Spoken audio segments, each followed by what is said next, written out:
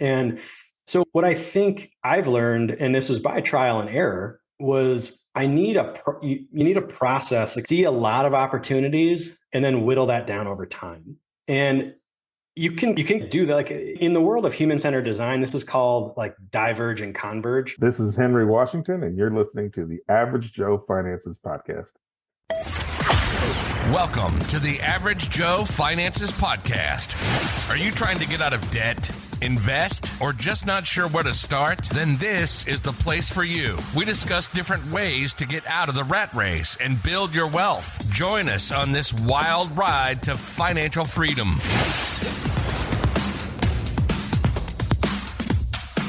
Hey, welcome back to the Average Joe Finances Podcast. I'm your host, Mike Cavaggioni, and today's guest is another Mike, and it's Mike Gardon. So, Mike, super excited to have you on the show with me today. Thank you so much for joining us. Thanks for having me. I feel like we got Mike and Mike on ESPN going here. Yeah, there you go. Okay. Yeah. Hey, so I want to start things off the same way I start every podcast episode, and we want to know more about you. So could you share a little bit about yourself, share your story? Who is Mike Gardon? Yeah, I started my career as a futures and derivatives trader in Chicago, really learning the ropes of investing minute to minute. I actually would say that it's more akin to gambling than investing in that kind of time frame.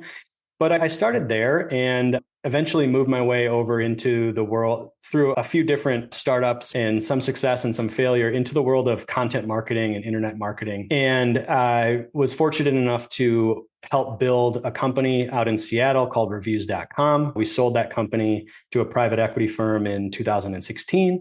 I spent a little bit of time doing some consulting for a Fortune 500 insurance company in the area of innovation and new product development, and then eventually transitioned back into the world of internet and content marketing for myself. So now I am the CEO of a company called Rejoin Media, which is basically a small holding company. You could think of it as a very small private equity company where we go and invest in digital businesses, websites, and e-commerce companies and hold them as a portfolio. And this is really a lifestyle business.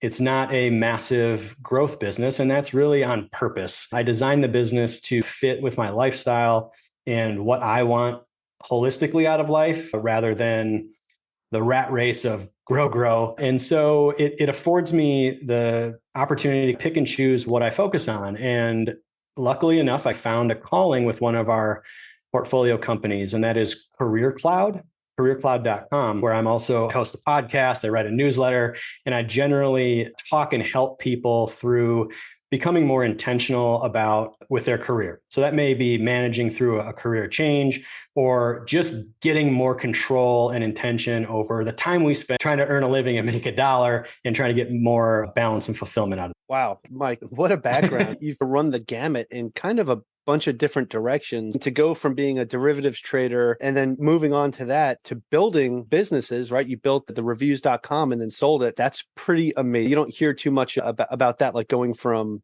doing trading to that. But then after that, you got into internet and media marketing, and which is something I'm trying to get better at myself when it comes to marketing myself and marketing like what I'm doing. I guess I got pretty good at doing it with the podcast because the podcast has done well, but like everything else is but that's fantastic. And then after that, you did some consulting, right? Yeah. So what made you go from doing consulting? Because I know you were probably getting paid quite well when you were consulting to get back into this marketing game. Yeah. So I think the only real tie through my career, and I guess the only thing that I really consider myself good at, is figuring out change and how to change and adapt. I think that's the thread through everything. I'm a guy that, while I haven't had a calling, I haven't said like, I am a doctor or I am going to be in product marketing or whatever. Alignment and what I do matters. And I had a really hard time like figuring out and articulating that. But in between the reviews.com startup, which was go raise money, flying, traveling, to the consulting. I took the consulting gig, which was in my hometown, as a way to pause and settle down. And this is when I was building a family. I had 2 young kids at the time, adding a third at that time. And I took it as a job and I said, I don't think I'm probably a great big corporate type person, but there's a lot here that I can learn to get better at. And I went in and I said, I'm going to give myself 3 years. And at the end of those 3 years, I'm either going to run one of these spin out companies or I'm going to start my own thing. And just as I progressed in that role, the bureaucracy and the hand tying, and there was a feeling that this just isn't right. And so I set about a journey, and I had runway and I had a job and all this stuff, but I set about on a journey that said, how can I design my ideal work life that gets me fulfillment and lets me have my creativity? Money is not really a huge thing. It's more about owning my work product and being able to facilitate my family. My wife is a doctor. Her job comes first in our household, as it should be. She really helps. She helps people and all that kind of thing. So I set about basically creating a side hustle to say, hey, let's get a second income stream going. And I went back to what I knew at the time, right? And I had some experience in content marketing and search engine optimization. So I just went back there as a constraint. It's like, why start from scratch doing something else when I know something? And it's a principle going forward for change. And I just said, what would this look like to build this up to a point where I could walk away from my consulting job? And fortunately enough, I took the steps and I took the time. It took 1.5 years to build it to a point where I was in a position where any little thing could just cause me to say, I'm out of here. And the moment in time was I had a boss that brought me in, great guy, but he was like, we pay you a lot of money and you have to put up with some of this bureaucracy. You have to fight some of these fights. And I am just not that way. And that was the golden handcuffs moment where I really realized like, that's not a good enough reason to be here. And so I left, got the company to a point where I could get that off ramp and not really put my family at risk or have any clawbacks, downsizing of our lifestyle or anything like that. And I haven't looked back. That was the end of 2018. And I am happy and I'm content in the creativity and the fulfillment that I get out of work. Yeah. Wow. Mike, that was a loaded to that question. Sorry. No, I really appreciate it because I'm sitting here taking some notes as you're going. There's so much to take away from that. But I would say probably the biggest thing is I feel like you realize that you needed to get that personal fulfillment that you wanted, but also you wanted to be able to be around your family a little bit more and not as stressed out. Because I feel like you having to go fight some of those fights that was described, the bureaucracy of that, sometimes it's just tedious work and it puts like a mental fatigue on you. I know like I dealt with this throughout my career in the Navy. And it's one of the reasons why I retired at 20 years instead of staying longer is just like I felt I'm just tired, right? I want to be able to do my own thing, spend more time with my family and all of that. And that's why I decided to go full time as an entrepreneur. And that's why I was really interested in having this conversation with you today, because there's a term that you use called being a dadpreneur. And it's funny because I have a friend of mine from way back when, back in New York, that her moniker online is like the messy mompreneur. Right. So I think it's funny now to see dadpreneur being used as well. And it made me think as I was reading through your bio and everything, I'm just like, maybe that's what I need to focus on more, is just being like the dad who's an entrepreneur and have that first. But anyway, I'll get away from all that. You had mentioned a couple other things, like part of that bureaucracy that you were dealing with is you felt like you had those golden handcuffs, right? It paid well. And it was like, have to fight this quote unquote good fight. And the money's going to keep rolling in. That's that golden handcuff. And it looks like you found the keys because you took them off and you moved back on, right, to do something that you enjoyed doing, which was the content marketing and SEO. I don't think people realize how important that is, especially SEO, the search engine optimization, because that's one of those things that can actually help take your business to the next level. It makes you easier to find. If your website is modeled properly and you have the right keywords in the right places, it can go a lot further. I just started up a new business and I focused more on SEO and everything else that I was doing. And this new business that I launched this week is getting more website hits than Average Joe Finances and other websites that I've created that I've had for years. And I'm like, okay. So it does make a very big difference. So obviously what you're doing is something that's going to be very useful and helpful to other people as well, but also for yourself. And it's something that you enjoy doing. If you're not getting fulfillment out of what you do, then why are you doing it? Right? Because that carries with you. Like you bring that home. Right? You want to do that. So now you do Careercloud, a radio podcast, right? For Careercloud, careercloud.com. You're the host of that podcast, right?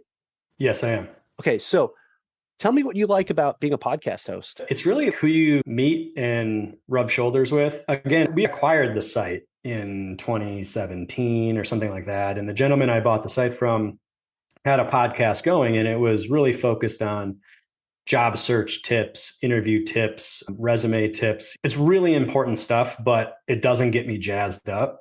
And so my first step was to get the site from an advertising and traffic standpoint set up and making money. And once that, I had my eyes on taking over that podcast. And so I think it was really last May, maybe, I took it over and I just wanted to start having conversations, and I would figure out the direction I want to take it. And now I'm having conversations with people who have done some really interesting things to change their careers. That's what gets me jazzed, is like I want it to be an inspiration to listeners to say, yeah, I can do that too. And it doesn't mean you're going to start a business or quit your job and move to Hawaii, right? Like you're out in Hawaii, right? Yeah. But it does mean, what are the things that I need to do to get more control in my day-to-day job so it's not so stressful, so I have time to be there for my family or to be there for whatever else gives me fulfillment, or it's getting fulfillment out of volunteering or creating a side hustle, just a project, right? That jazzes you up and gives you energy. So that's what it's about for me, is in having those conversations, meeting people, making connections, and inspiring our listeners. I absolutely love that, Mike, because it's one of the things that I feel like as a podcast host as well, one of the selfish things we get to do, right, is when we get to have these conversations, one, you get to ask the questions that you want to ask. Two, you get to talk to some people that have some really amazing stories. Like your story's amazing, right? And sitting here, I get to have a conversation with you about what you've built and how you built it. Not only do I get to learn and benefit from that, but my listeners also get to learn and benefit from that and say, you know what, maybe this is something I might be interested in. I've been listening to this podcast for a while, and there's been a lot of stuff about real estate. There's been a lot of stuff about investing all over different spots, but maybe this might be something that I might be interested in. So it's nice that you get that kind of flexibility. And then I like that you changed it up to make it more of a conversation, because that's what I like to do here too. I like to have a conversation, like the two of us are just sitting down having a cup of coffee. I know it's a little bit later where you're at, but where I'm at, I'm still drinking coffee. I know you saw me sipping this whole time, actually out of my giant mug, because I like a lot of coffee. 20 years in the Navy will do that to you, right? But yeah, just being able to sit here and have this conversation with you, man, is just fantastic. And I just want to say I really commend you for everything that you've done. And I feel like the biggest thing that I'm taking away from this is have fulfillment in whatever it is that you want to do. If it doesn't bring you joy, what is it bringing? Stress, pain? Like, why do you want that in your life? I've said this a couple times on this show, that no matter what you're doing for your 9 to 5, or if it's a side hustle that you've turned into your main hustle, if you really enjoy what you're doing, can you really consider that work? So it's really try to get yourself into something that you enjoy doing, which I feel like you've unlocked that door and kind of busted right through it. Now, I would say though, that one of the things I want to ask you is, because like a lot of times, like when you're trying to figure that out and you start looking at all these different options that you can go into and figure out what you want to do, that's a lot of stuff. And I feel you could just completely get overloaded with information.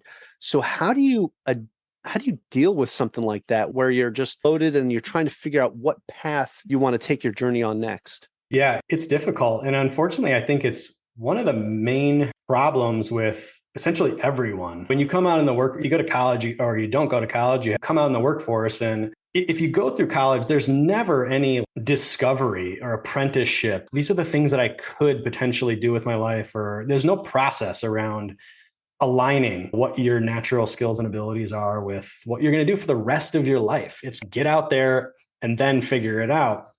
And so what I think I've learned, and this was by trial and error, was you need a process, like see a lot of opportunities and then whittle that down over time. And you can do that. Like in the world of human-centered design, this is called like diverge and converge. And I remember having this conversation when I was in college with my dad. I'm like, I don't know, but I know I'm going to do a lot of different things and I'm going to find success. And so there's this kind of principle like in investing, right? Like when you're thinking about the greatest investors in the world, like they're always talking about their stock portfolio, right? And the idea is they don't bet on one stock usually. They have a number of them in a basket because there is uncertainty. They do not know the future. They're the smartest people in the world, right? But they do not know the future. And so you have to have a process for setting yourself up with a number of options. As we progress, like the more uncertainty we have, the more options we need. And as we progress to certainty, we need less options, and we need to then start betting bigger and heavier on that pathway. So I think one of the things that you can do, like when you're young and starting out, and you can do this when you're older as well, but it's easier when you're younger, is try to figure out like a way to see 3 to 5 different job types or career possibilities. And you can take this to skill development too. It's like you can build skills in any place that you possibly want, but you can't build them all. And so you have to make a decision. And I find that 3 to 5 is the magic number, 3 probably being closer to the number of different avenues that you can pursue and investigate. So just an example from my career changes, I built a startup kind of in between that I didn't really talk about that eventually failed. And I was coming out, I don't know what I'm going to do. I'm about to move. We're having a kid. I like this idea of startups. I'm a good jack of all trades. I'm a good learner. I can figure things out, but I need to figure out like how to get in touch with some startups. And then my idea is I'll eventually full-time join the one that is most aligned with me and has the best kind of path forward. And so I just created a freelance consulting company and hung up my shingle. Hey, Mike Gardon is now a startup consultant helping with like capital raising and whatever else a growth company would need. And my goal was get 3. I somehow within 30 days got 3 clients, was making as much as I was in my startup that failed from a salary standpoint. And I eventually joined full-time the one that was going really well and that I had an aptitude for, which was reviews.com. So I think you can use that mind to think about where to focus. And then I think the other piece of this that's hard, but it's really important, is to use constraints. And the constraints that you need to use are your sources of advantage. So I'm working on this map, the advantage map, where I'm talking to clients about where all, like, I think there's like 8 sources of advantage and knowing them really well for you. So it's like personality, things that give you energy, obviously what you like, but also how you take action, your judgment, all of these things. And I'm mapping how you can get feedback on all of those. And then using those constraints to play a game, right? Find a pathway, take a job that you're going to be set up to excel in. Because when you excel in something, you like it more, you're going to pour more energy into it and be better. So the option overload thing, like a lot of times to solve that, it's place constraints. Think about where you're set up uniquely with an advantage, and don't play games where you're at a disadvantage. Okay. Yeah, I absolutely love that. Like when you first started this off, you were talking about, and you see like some really great investors when they're talking about their portfolios, right? They have this huge diversification, right? They don't put all their eggs in one basket.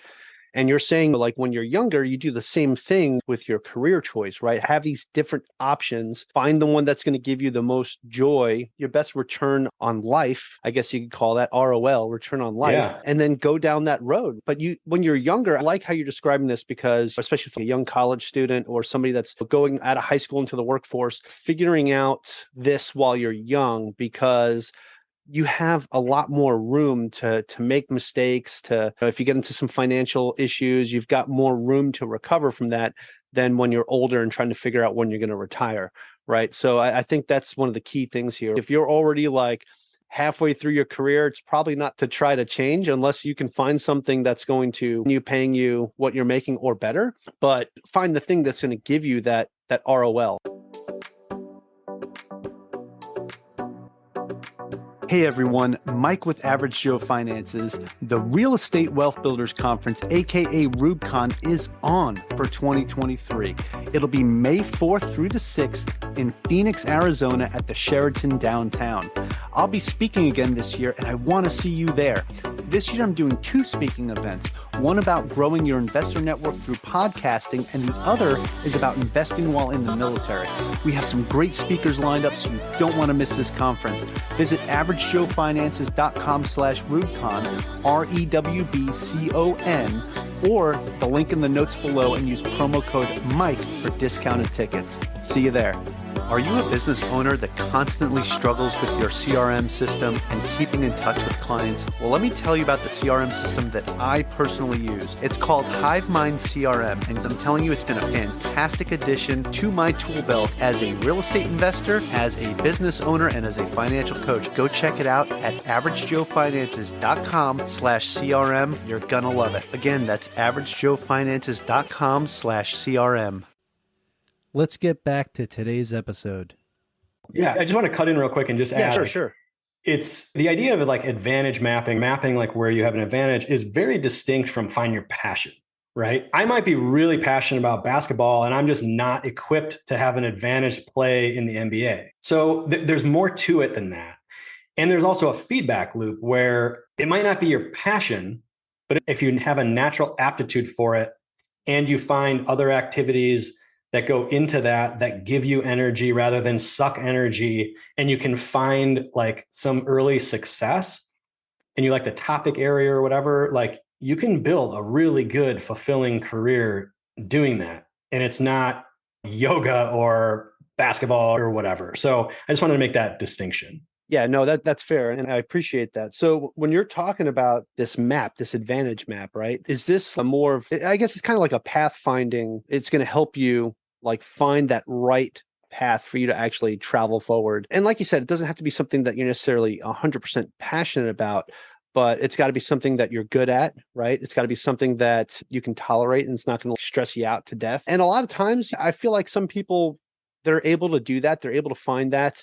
I try to tell myself, I don't want to just settle on something. I want to make sure I'm doing something that I do enjoy. It doesn't have to be like the thing that I'm 100% passionate about, but I want to make sure I'm getting some type of fulfillment, like you said, out of it as we go forward. Now, the other thing while you're doing that, especially if you're doing something you don't enjoy, that's why I always talk about, hey, figure out what you want to do on the side or invest and everything else. That's why I love side hustles. While I was in the Navy, I started doing some side hustles that have now become my main hustle since retiring and getting out of the Navy. Do you have any recommendations for somebody that would, let's say they're in a career field that they don't exactly enjoy, but they want to maybe take your map that you're talking about and use that on their side hustle to figure out what they want to do when they're ready to move on from that particular career field? Yeah. So like the idea of the map is foundational for anyone to think broadly and creatively about where they can use their unique skills, abilities, and other sources of advantage, right? So if you go through the process, people come away with, I didn't think about that. And the idea is then you cross mingle them, right? And I think if you're in your job and it's not super fulfilling and you want to explore, right? It's a useful exercise to think then like, how can you, the next question is, okay, this specific advantage, like how can you then bridge that advantage to find more fulfillment or make an income stream or whatever?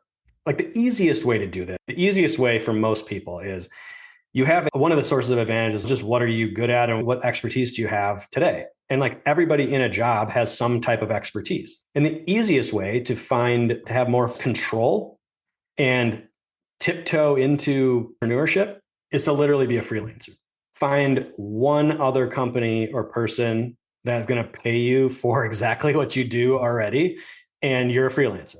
That is basically the smallest possible, least scary thing that you could do. So that's one avenue. The other is there's so many that you can't even think about all of them, but listen to what people say about you, right? For the longest time, people told me, Mike, you're pretty good, like public speaker. And I'm an introvert. And I was like, whatever. And I never felt it and listened to it like in here. I was always thinking up here, but now I'm a podcaster. I have public conversations and I'm figuring out how to monetize that through advertising and all this kind of stuff. So it's this idea of just leaning into and getting like just that beginner's mind of, I don't have to be an expert here, but this is a learning experience, right? Using your side hustle as a learning experience to say the worst thing that can happen is that you use a side hustle, it doesn't work, but you learn. Like that is the worst thing that's going to happen. It's not going to kill you. It's not going to bankrupt you. So get started, figure out what you want to learn, what you want to explore. And as you do that, you just start thinking, you'll figure out how to monetize it. If it's really aligned with your advantages and you start to be good at whatever that is, you're going to figure out how to monetize it. We live in an age where any individual can be a solopreneur and create and market and build an income stream by themselves off of what they already know or what they're currently learning. So it's about starting, following your interest, your curiosity, and using your advantages to get there. Yeah, Mike, I love that. And you know what? I would say that I would not have guessed that you are an introvert at all. I am. You're quite well at this. I am very much an extrovert. I'm the guy that if you go to networking events, I'm like the social butterfly that has to talk to everybody before I leave. So yeah, that's fantastic advice. I've seen so many people, especially over the course of the pandemic, right? Freelancing has become such a big thing. And you've seen like this, the great resignation is what they call it, right? Where people are leaving their 9-to-5s to go out and freelance and do the same thing that they were doing in their job, but they're doing it on their own now. And they are their own boss. And feel like there's that self-gratification you get when you're the one creating your own schedule. You're the one creating like what you're doing work-wise. And I agree with you that many people can go out there and become a solopreneur and create income streams and even get it to the place where it's going to replace their current. Now, they're like how you described that you can make mistakes with your side hustles and it's not going to be the end of you, but it's a learning experience. And I like that because I talk about that a lot with other real estate investors too. Like when you get into a bad deal or something like that, or things didn't work out the way you thought they were going to work out, you don't just tuck your tail and run. Otherwise you wouldn't be a real estate investor, right? You take that and you learn from it. It's a learning experience. And we call that getting a master's degree in whatever that is, right? So you got a good education in whatever it was that you failed in. So we don't really call it failure. We call it education. So I really like that you tied that into this as well with a side hustle, because that is 100% true. If you get into something and it's not working out, you're learning from that experience. What matters is that you don't go and try to do the same thing again, because you should have learned that it's not going to work. So I think that's really important. Okay. So a couple other things that I wanted to ask you about when it comes to not only doing like a side hustle or anything else, but let's say you're in your own career field and you enjoy what you do and you want to try to focus on boosting that up. Like, how do you invest in yourself to get better at your craft and get better at what it is that you do that you enjoy, or what you do that brings you the best return because it's your career field and that's what you do? Yeah. So first off, let's throw it out there. Career and personal finance are inextricably linked, right? And when we really get down to brass tacks, people ask, what's your biggest asset? And people talk about their homes and their real estate portfolio or something like that. For most people, their biggest asset is themselves and their ability to earn $1. And if all the dollars that you're going to earn in your lifetime and bring it back to the present and do a DCF cash flow analysis, it's like a $2 million asset for most people. So that is where most people should start investing, actually, I believe, because you have a $2 million asset. And the way that compound interest works is the bigger your asset that you're compounding, the more you're actually adding and making. So the idea of like paying $2,000 for some type of course, right, that's going to net you another $20,000, $30,000 per year in income is a slam dunk when you think about return on that. It's a similar process, knowing who you are and what you're good at. So Warren Buffett talks about circle of competence and knowing what you know and forgetting what you don't know. And the idea is that you know a lot less than the entirety of the world, right? So stay in that circle of competence.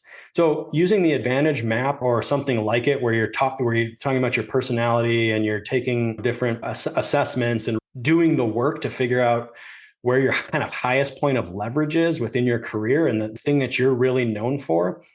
And then it's deciding. So once you figure that out, then it's deciding what are the skills that are tangential to that, maybe just outside the circle of competence, but that are additive and not subtractive. So like an example that I give, so many people, I guess a couple of years ago and still today, it was always like, anybody can learn to code. You just have to be curious.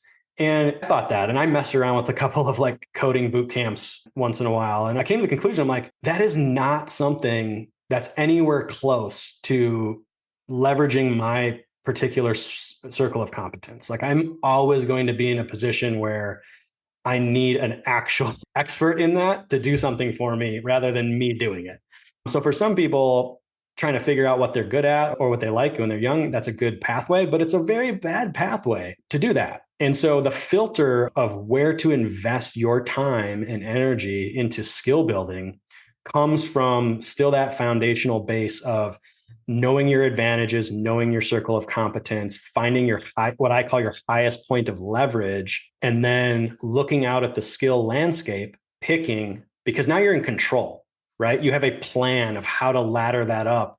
And you can now look into the future and see if I add X, Y, and Z, I can get to this particular area that I want to get to with my career. Wow, Mike, that's some really good stuff, because I feel like a lot of us get lost in we want to focus on how to build our income. We want to focus on what can we do on the side to make things better? What can we do to make ourselves better at work? But we don't focus on the actual, how do I make myself better at what I'm doing? And I feel like that's one of those things where you can really focus on yourself, focus on and making yourself better at what you do. And I'm going back to that F word that you said earlier, fulfillment, right? What's going to give you the most fulfillment out of that? And I feel like it's more of and this happens a lot on these episodes, like with most people that I talk to, I feel like it's your mindset, right? I feel like to have that free thinking mindset, you need to have a curious mindset, right?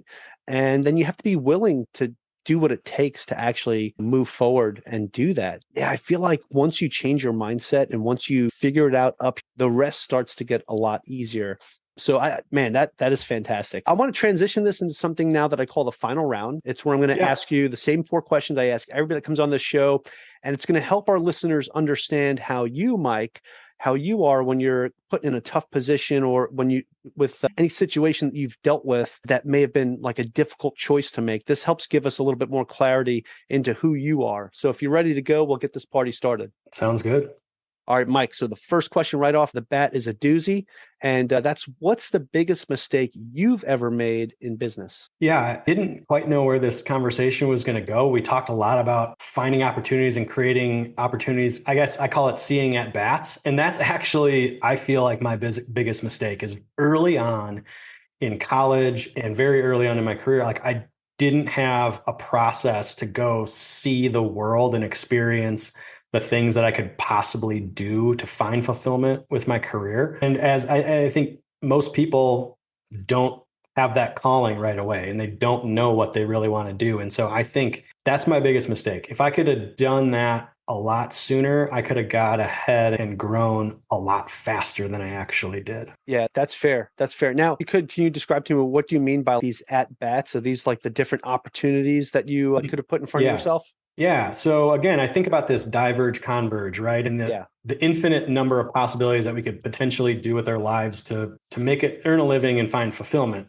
And an at-bat is just each one of those options, right? Like I just didn't have a thought process of how I would operationalize that, how I would go out and see all of these different things, I could have gone out and found people that are working in all of these different industries, and I could have shadowed them, and there's a lot of things I could have done. Right now, looking back, I just didn't get enough at bats early on. And I think, again, going back to one of the first things I said in the episode, I think higher education is failing people in this, because I think the faster we can get aligned with what brings us fulfillment and what we're good at and what we have natural advantage in, the higher productivity we're going to have overall, and higher work satisfaction. 100%. 100%. I love that. Okay. The next question, Mike, ties into that last one that last answer you just gave.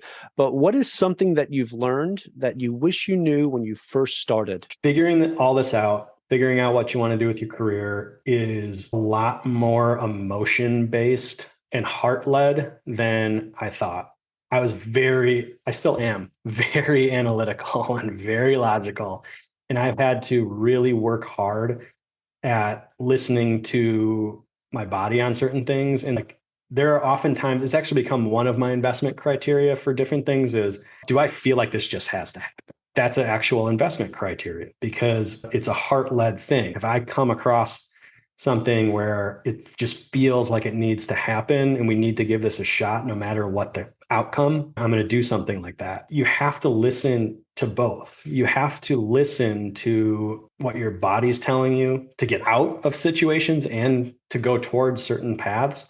And then you have to use your analytical mind to set up a process and a plan to make that kind of become a reality. Yeah. Wow. That's, I love that because we didn't really talk about that too much, but it is very important to understand how much your emotions play into those decisions that you make, especially from very early on. This even goes back to what you were talking about with having those at bats, right? It's that emotional touch that goes along with it as well that really affects your decision making. And talk about this a lot on this podcast too, with the emotion that's tied to purchases and investments. There's always emotion that's tied to that, right? And you might say, oh no, it's whatever, it's just an investment property, I'm not emotionally tied to it. When you sign that check, I guarantee you there's something triggered inside of you that's affecting your emotions. No, I appreciate that perspective for sure. All right, Mike. So the next question, do you have any tips or tricks that you would recommend to someone that is just getting started today? So let's say that young college kid or that young student that just graduated high school and now wants to go into a trade. What would you recommend to someone like that? I think it's mostly don't overthink it. Just start. So find your opportunity, right? Like we talked about before, and then go take action and get feedback and knock them off and cross them off the list. Don't think about all of them at the same time. You learn a lot faster through action than overthinking and analysis. And so that's partly the heart-led, the emotion piece. Just go do it. It's messy. But I think the more action you take and the better you get at taking action, the faster you're going to learn and the more you're going to progress. Again, another fantastic answer. I love that. Taking action. That is huge. Okay. The final question of the final round. This kind of doesn't tie into all the other ones. This is more of an opinion, but I know you probably have some great recommendations. Mike, do you have a favorite business, investing, or real estate related podcast or book? Or both? I did that backwards. I usually say book or podcast. But yeah, what kind of books or podcasts do you like? I have so many good books. So for podcast, I listen to The Investors Podcast. It's hosted by a guy named Preston Pish. Actually, there's a few different hosts, but The Investors Podcast, they do a lot of study of billionaires. They have really great guests on. They do talk about some crypto and Bitcoin and stuff also. But I feel like what they're doing is tapping into the biggest and best investment minds in the field. And we can all learn something from studying those types of people. After I drop my kids off, that's usually what I'm listening to. And I got a lot of books behind me, like Ray Dalio's Principles is a book that I think is really interesting from the standpoint of like aligning and operating your life in a way from a set of principles so it doesn't feel so haphazard. And the book that's probably had the most impact on me is actually called The Art of Learning by Josh Watson. And I have some things on my podcast and our YouTube channel about the impact that's had on me, but it came at a really critical point in my life. And so that one's always got a special place in my heart. All right. Yeah. Fantastic. Great recommendations. Great podcast recommendation. Great book recommendations. I've heard Principles recommended on here before, but yeah, so The Art of Learning, that's another good one that I'm going to have to go check out now. Add that to the list. Awesome. All right, Mike, that is it for the final round. You survived, so thank you so much. Hey, I do have one more question for you though, and this is the most important question of all because people were listening to this interview and they're like, man, I really like what Mike is saying. And I don't know which Mike they're talking about. It might be you, it might be me, but it's probably you. But they're like, we really like what he's talking about. We want to learn more about him, what he's doing. We want to maybe go check out his podcast as well. Where can people find that information about you? Do you have a website, social media, anything you could share with us today? Sure. So there's a few different places, but my last name is spelled Gardon. And you can subscribe to my newsletter at michaelgardon.com. You can check out everything we offer at Careercloud at careercloud.com, including the podcast. There's links there. And then personally, I'm fairly active on LinkedIn and a little bit on Twitter. My Twitter handle is MN Gardon, MNGARDON, and you can find me on LinkedIn by just searching my name. My DMs are open. I think anyone can message me on LinkedIn. So if there's anything that anybody heard or has questions on, please don't hesitate to reach out and ask. Fantastic. So I will make sure I have all those links in the show notes to make it easier for everybody. So, hey guys, you could just go click away, copy and paste. Just don't do it while you're driving. Mike, this has been fantastic, man. I feel like I learned so much just from this short conversation that we had. I've got a whole page of notes here.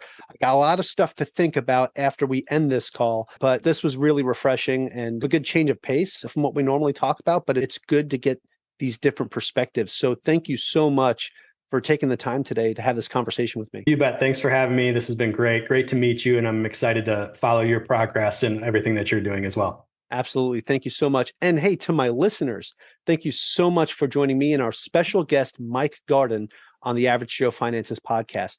Go leave us a 5-star review and tell us what you liked about today's episode with Mike.